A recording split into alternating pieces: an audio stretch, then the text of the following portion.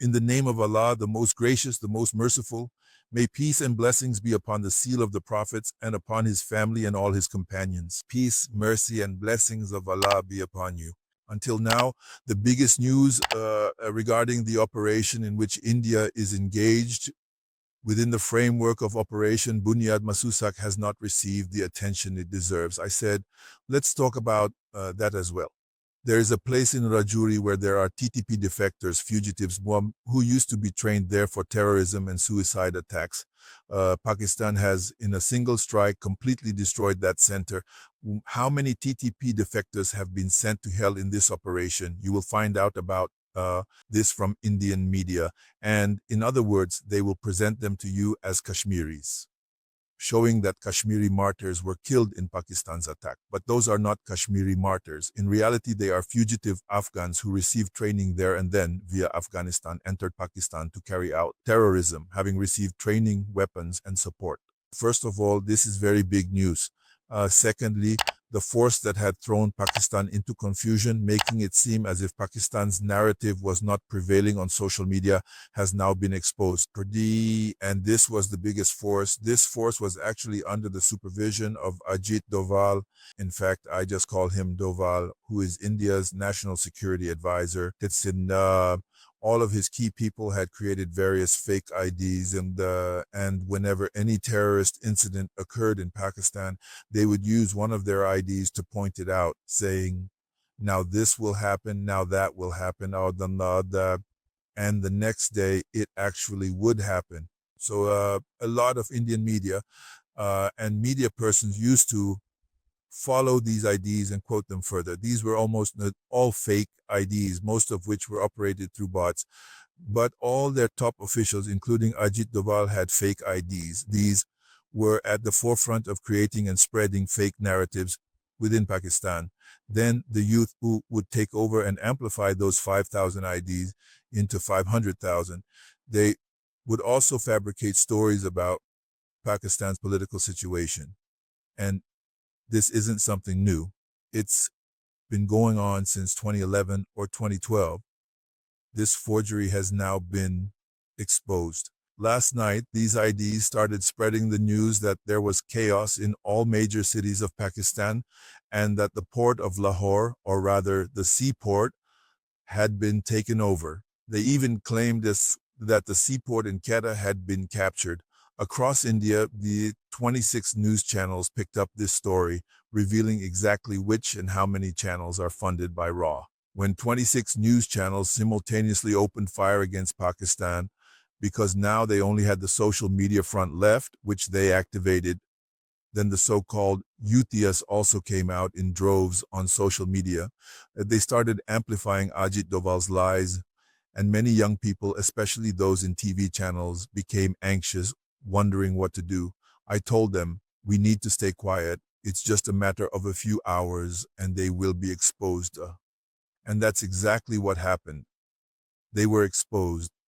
The rest of the operations carried out by Pakistan's Shaheens are a separate matter, but after what happened last night from their side, the entire Indian journalism and media was disgraced, their faces blackened, as they say.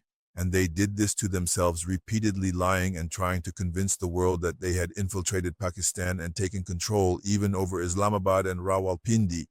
They shared with us the same videos from when the youth attacked Islamabad and set fires in various places, but these old videos were promoted as footage from Indian drones. When a fact check was done, it turned out these were very old videos. So this was the situation, but now, let me make it clear.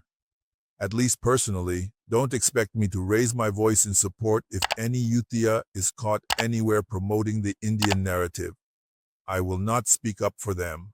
When you are confronted with an enemy, all internal differences come to an end. Your only demand was that the army should release Imran Ahmed Khan Niazi and, after releasing him, put him back on the throne of the Supreme Court. That was something they were never going to do, and they didn't do it. As a result, you stooped so low that you adopted the Indian narrative as your party's own, and wherever you were in the world, you defamed Pakistan. I have often complained about the rulers of Pakistan, past and present, asking, why don't you rein them in? Why don't you catch them? There are some dogs barking in Islamabad, and nothing is said to them, while others are caught even for saying 1% of what they do. So, in fact, it was necessary to expose them, and they have been exposed. I have already told you that the force was created by Ajit Doval, and its head office was not in Chennai, not in Mumbai, not in Delhi, but in Srinagar. They operated from there. That's where money was transferred to them, and Rajouri was their training center. Their nursery center was also set up there. It was kept in Kashmir so that if they were ever caught internationally, they could say, we have nothing to do with it.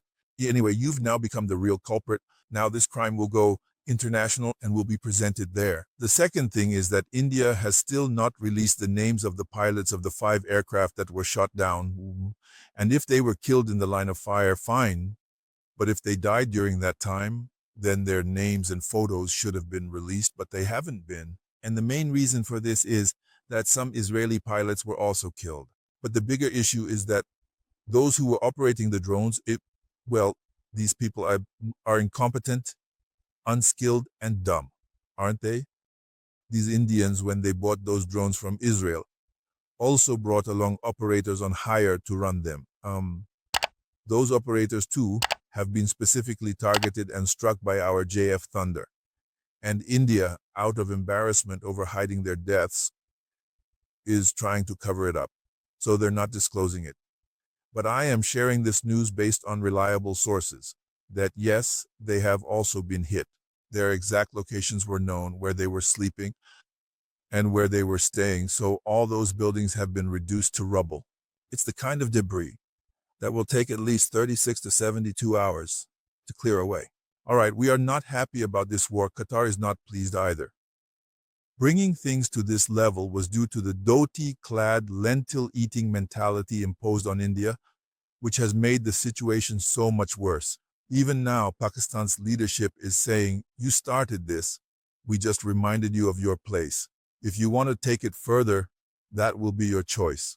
All right, we are waiting. That's all for now. We will be at your service again. May Allah Almighty grant you ease and grant you the ability to spread ease among His creation.